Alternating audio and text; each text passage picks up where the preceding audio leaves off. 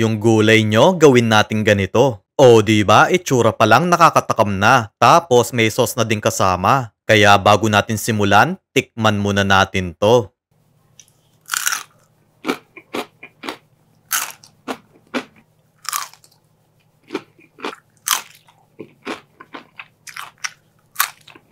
Gagamit tayo ng isang pirasong puting sibuyas. Paghiwa-hiwalayin lang natin to. Next, isang pirasong carrot.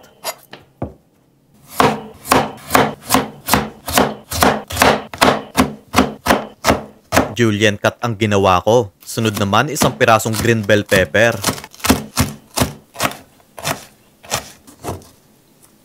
At isang pirasong patatas.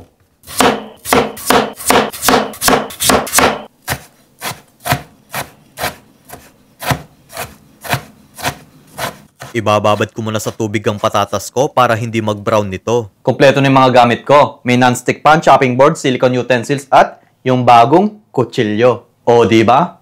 Ang ganda ng itsura. Ilalagay ko na lang sa comment section kung saan ko nabili ang mga ito.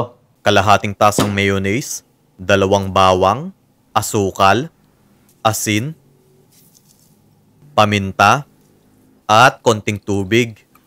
Itong lalong magpapasarap sa crispy veggies natin. Paghalu-haluin na natin to. Pero hindi na ako maglalagay ng asin dito kasi yung mayo garlic sauce na ang pampalasa ko. At para hindi din kumatas yung patatas dito, 1/4 cup ng harina, 3 kutsarang cornstarch at isang pirasong itlog. Kung medyo marami ang gulay nyo, magdagdag lang kayo ng itlog at cornstarch dito.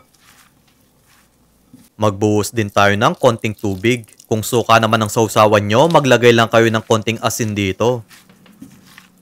Magpainit na tayo ng mantika. Then, pirituhin natin to into medium heat hanggang sa lumutong ito.